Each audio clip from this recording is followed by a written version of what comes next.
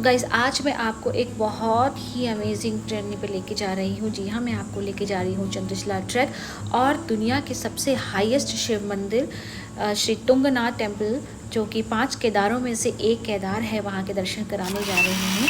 तो चलिए चलते हैं, मेरे साथ चलिए, लेट्स गो। तो गाइज़ हमें चंद्रशिला पहुँचने के लिए जर्नी स्टार्ट करनी होगी ऋषिकेश से हमें देवप्रयाग पहुंचना है, जहां पे गंगा जी और अलकनंदा नदी का संगम हम देख सकते हैं। वहां से अलकनंदा नदी को फॉलो करते हुए हमें सीधा पहुंचना है ओखी मठ तक।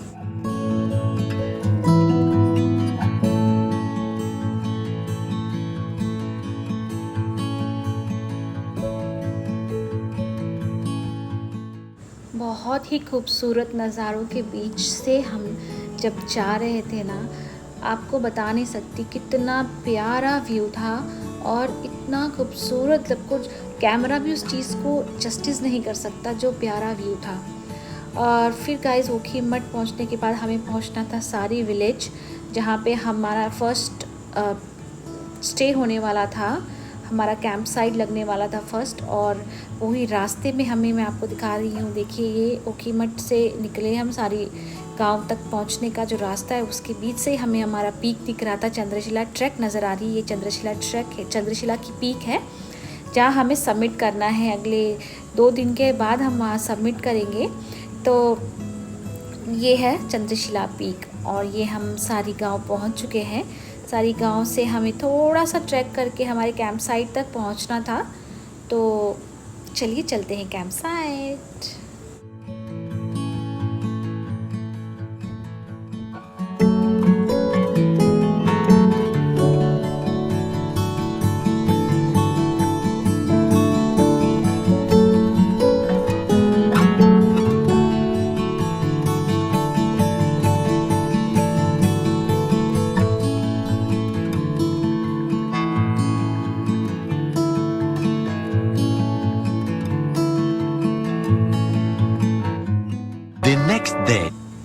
Good morning everyone. और ये है हमारा व्यू हमारे टेंट से, जो आँख खुली सुबह सुबह, हमने अर्ली मॉर्निंग में उठ गई थी व्यू देखने के लिए, सनराइज़ देखने के लिए। सनराइज़ तो दिख नहीं पा रहा था because of the mountain, but जो सूरज की रोशनी पड़ रही थी पीक पे, वो बहुत ही खूबसूरत लग रही थी। और हम लोग फिर अब रेडी हैं निकलने के लिए, चोपटा के लिए निकलने के लिए। तो खाना नाश्ता वगैरह करके हमने लिए अपने बैग्स और हम लोग निकल पड़े दियोरी ताल के लिए। अंदर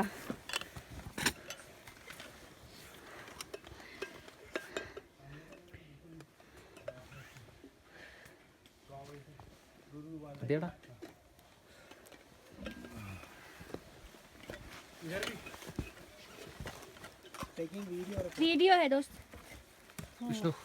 वीडियो है, इसलिए तो मैं एक्साइटमेंट होना चाहिए फेस पे। हाँ बनाओ, इट्स अ वीडियो।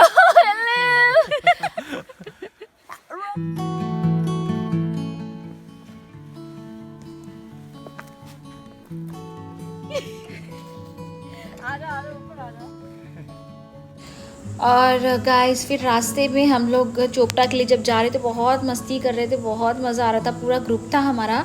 लेकिन और स्नो भी थोड़ी बहुत दिखी मुझे। तो स्नो एक्चुअली में देखनी थी बिकॉज़ जो यहाँ का ट्रैक करने का, चंद्रशिला ट्रैक करने का बेस्ट सीज़न जो है वो तो मुझे लगता है दिसंबर टू फेब ही है, जो टिपिकल विंटर ट्रैक होता है जिसमें बहुत सारी स्नो मिलती है। तो मैं तो जनवरी में गई थी तो मुझे लगा मुझे बहुत स्नो मिलेगी, बट अनफॉर्चुनेटली मुझे वहाँ स्नो ही नहीं दिख रही थी, इतनी थोड़ी थोड़ी स्नो थी। तो मैंने कहा चलो कुछ तो मिलेगा, कुछ तो दिख रहा है, उसी में मज़े कर लेते हैं।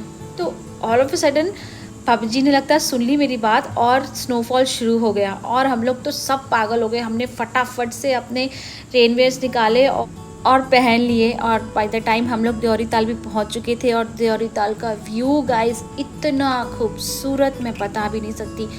वहाँ से स्नोफॉल भी शुरू हो गई और दियोरी ताल वॉज लुकिंग ब्यूटीफुल। और उसके बाद और बेस्ट पार्ट पता है क्या है, विंटर्स में जो दियोरी ताल का की जो लेक है ना, वो कभी उसका पानी नहीं बर्फ़ बनता, आसपास हर चीज़ बर्फ़ हो जाएगी पर वो पानी हमेशा ऐसे ही रहता है।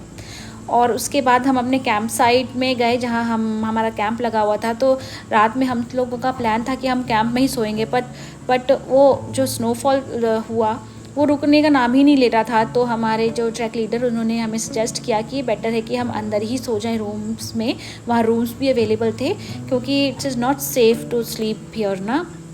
तो हम लोग रात में फिर रूम्स में सो गए। और गाइस जब मैं सुबह उठी और मैंने बाहर का व्यू देखा, मुझे अपनी आँखों पर भरोसा नहीं हो रहा था कि ये मैं कहाँ पहुँच चुकी हूँ। मतलब मैंने सोचा नहीं था कि ऐसा भी हो जाएगा।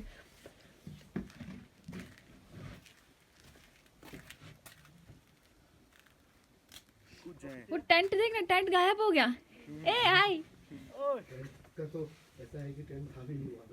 इस सपना नहीं लग रहा, ड्रीम। उठे और क्या हम कहीं दूसरे देश में पहुंच गए। इधर से ले।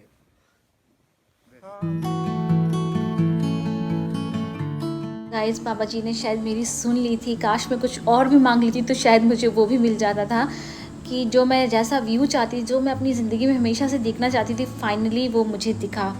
और गाइस फिर इसी में हमने इतनी मस्ती की और वहाँ पे पानी जो था ना वो पानी पूरा जम चुका था। तो हमें ब्रश करने के लिए भी पानी को, बर्फ़ को गर्म करना पड़ा और तब हमने ब्रश किया। फिर वहाँ से हम खा पी के अपना निकल गए। हमें चोपटा तुंगनाथ जो हमें पहुँचना ही था बिकॉज स्नोफॉल रुकने का नाम नहीं ले रही थी और वो कंटिन्यूसली हो रही थी और हमें जल्दी से जल्दी भी निकलना था ताकि हम टाइम से वहाँ पहुँच के वापस रिटर्न भी हो सके। तो हम लोग निकल गए अपने नेक्स्ट जगह पे चोपटा तुंगनाथ टेम्पल देखने के लिए। तो चलिए मैं आपको रास्ते में व्यूज़ भी दिखाती हूँ और दर्शन भी कराती हूँ दुनिया के सबसे ऊंचे शिव टेम्पल तुंगनाथ टेम्पल के।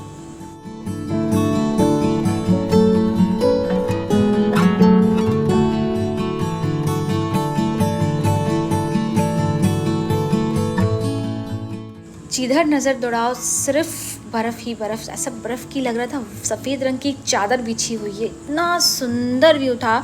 और बस वहाँ थोड़ी ही दूर में हमारा तुंगनाथ टेम्पल हम पहुँचने वाले हैं गाइस। एक सजेशन है, आप कभी भी ऐसे ट्रैक करो तो क्रैम्पॉन्स बहुत ज़रूरी है, वही पहनो आप, नहीं तो बर्फ़ में चलना इज़ वेरी डिफ़िकल्ट, वहाँ पर स्लिप होते रहेंगे। तो गाइस बस हम पहुँचने ही वाले हैं, थोड़ी ही दूर है हमारा टेम्पल और वहाँ दर्शन करेंगे क्योंकि वो टेम्पल बहुत साल में थोड़ा टाइम ही खुला रहता है, फिर बंद हो जाता है बिकॉज वो बर्फ़ से ढक जाता है ना।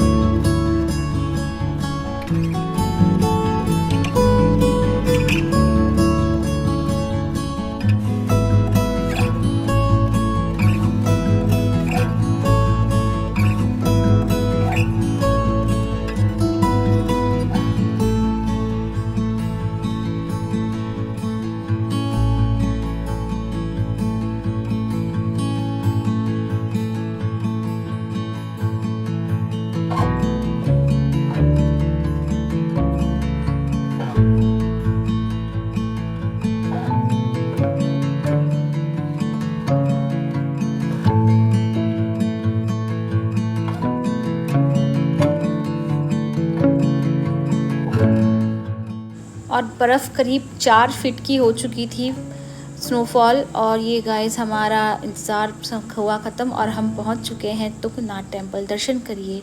हर हर महादेव।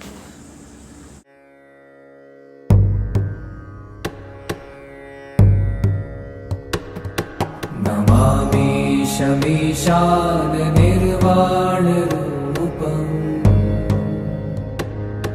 विभुं व्यापकं ब्रह्म वेद स्वरूपम् निजं निर्गुणं निर्विकल्पं निरीहम्। वहाँ पहुँच के ना एक अलग ही टाइप का पावर फील हो रहा था, इतना सुकून, इतनी खुशी, और वो पूरी की पूरी जगह ही इतनी पावरफुल है ना that you can feel the power. Then वहाँ से करीब 1 किलोमीटर ही चंद्रशिला पीक है, बस हमें वहाँ पहुँचना है और फटाफट वहाँ जाके जितनी जल्दी हो सके वहाँ पहुँच के हमें वापस भी आना है क्योंकि शाम हो जाएगी तो फिर बहुत ज़्यादा प्रॉब्लम भी हो सकती है as per hour track leader. तो हमें फटाफट से वहाँ पहुँच के वापस आना था। तो हमने स्टार्ट किया अपना track to Chandrashila peak. Temple से चंद्रशिला पीक है तो 1 किलोमीटर पर बिल्कुल खड़ी चढ़ाई है, जो चढ़ना बहुत ही मुश्किल लग रहा था, क्योंकि ऐसे कहते तो हैं कि ये ट्रैक बिगनर्स के लिए है, बट गाइस बिगनर्स को भी मेहनत करनी पड़ेगी बिकॉज़ बहुत ज़्यादा स्टीप चढ़ाई है, प्लस स्नो है तो आपको अपने क्रैम्पॉन्स पहन के ही रखने हैं, बिकॉज़ बिना क्रैम्पॉन्स के चढ़ना तो इम्पॉसिबल ही समझ लीजिए, बिकॉज इतना स्लिप होता है ना जूता, नॉर्मल जूते तो सोचना भी मत। और ये जब हम वहाँ पहुँचे गाइस, मैं बता नहीं सकती, इतना खूबसूरत, इतने सारे पीक्स दिख रहे थे ना हिमालय रेंजेस के। हम वहाँ पहुँच के मुझे लगा कि मैं सच में मैं ज़िंदा ही नहीं हूँ, मैं सच में हूँ भी कि नहीं हूँ, मैं मुझे समझ में नहीं आ रहा था। वो इतना खूबसूरत एक्सपीरियंस मेरी ज़िंदगी का है ना, जो मैं कभी भी भूल नहीं सकती गाइस। आप भी ज़रूर जाना यहाँ पर, एक बार तो ज़रूर बनता है जाना, बिकॉज़ ये बहुत मुश्किल ट्रैक नहीं है, आप जा सकते हैं।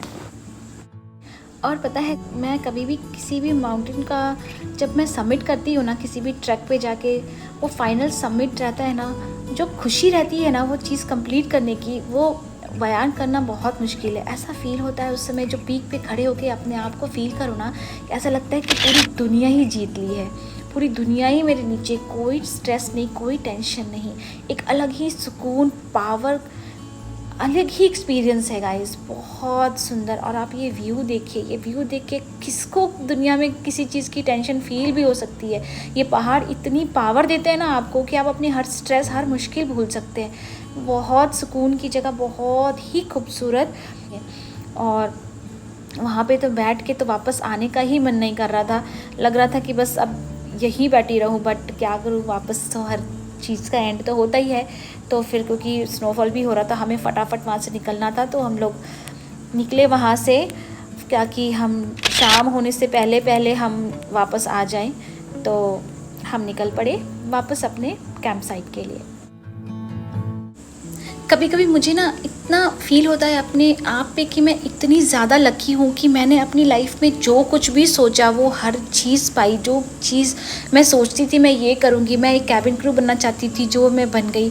मैं ऐसे पहाड़ों में घूमना चाहती थी, जो मैंने किया। मैं स्नोफॉल देखना चाहती थी, मैं वो हर चीज़ करना चाहती थी, जो चाहती थी ना वो मैंने हर चीज़ की। और प्लस पता है क्या है, मैंने ऐसी मेमोरीज़ बनाई है ना अपनी, कि मैं कभी कभी सोचती हूँ कि कल को मेरी बेटी जब बड़ी होगी तो मुझे उससे दिखाने के लिए मेरे पास कितना कुछ है, उसको ये बताने के लिए कि उसकी मम्मा ने लाइफ में कितना कुछ अचीव किया है। गाइस, ये सारी मेरी अचीवमेंट्स है। जब मुझे कभी फील होता है कि मेरी बेटी जब बड़ी हो गई ये सारी चीज़ें देखेगी तो वो कितना प्राउड फील करेगी ना मुझ पर कि mumma I am so proud of you. मैं उस चीज़ का, उस दिन का वेट कर रही हूँ कि कब वो बड़ी हो और वो बोले। और मुझे ऐसा फील होता है कि उससे भी माउंटेन्स बहुत पसंद है, क्योंकि वो जब भी पहाड़ देखती है ना वो कहती है मम्मा मुझे यहाँ जाना है। I don't know may be बड़ी होके वो क्या करेगी, बट अभी तो वो माउंटेन्स देखती है तो कहती है मम्मा मुझे भी ले चलो ना वहाँ पे। तो आई होप मेरी बेटी भी बड़ी होगी, उससे इन सब चीज़ों का शौक़ हो और वो देखे ये सब चीज़ें, लिटरली वो खुद एक्सपीरियंस करेगी तो उससे वो सब चीज़ें मैं चाहती हूँ कि वो फील करे। आगे उसकी मर्ज़ी, वो बड़ी होकर क्या करना चाहती है, बट मैंने जो अपनी लाइफ में अचीव कर लिया वो मैं बाबा जी को जितना भी थैंक यू बोलूँ वो उतना कम है। आई am so blessed. I hope guys आपको ये वीडियो अच्छी लग रही होगी तो प्लीज़ मेरे चैनल को सब्सक्राइब और वीडियो को लाइक ज़रूर कर दीजिएगा, क्योंकि बहुत ही प्यार से और अपनी प्यारी बहुत ही ओल्ड मेमोरीज़ इकट्ठा करके मैंने ये वीडियो बनाई है, क्योंकि मैं लिटरली चाहती थी कि मैं एक वीडियो अपने इस ट्रैक के लिए भी बनाऊं। तो फाइनली ये कंप्लीट होके मैंने रेडी कर दी और बनाई है। तो प्लीज़ इसको ज़रूर देखिए और अपना प्यार ज़रूर दीजिएगा। और अब मैं यहाँ वीडियो को एंड करूँगी और आई होप आपको ये वीडियो बहुत ही अच्छी लगी होगी।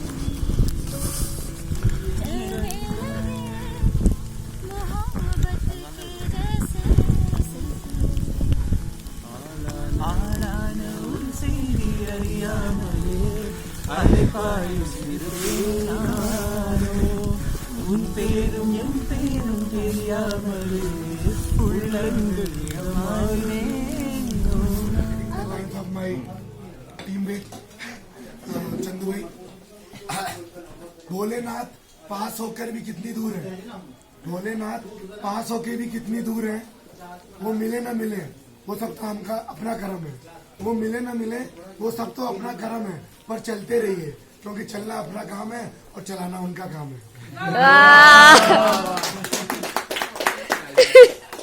वो आपकी लाइन थी ना लास्ट वाली, इससे and the last one for this trip, सितारों को आंखों में महफूज रखना, बड़ी दूर तक रात ही रात होगी। सितारों को आंखों में महफूज रखना, बड़ी दूर तक रात ही रात होगी। मुसाफिर हैं हम भी, मुसाफिर हो तुम भी, कल फिर मुलाकात होगी। एक दूसरे साइनिंग ऑफ।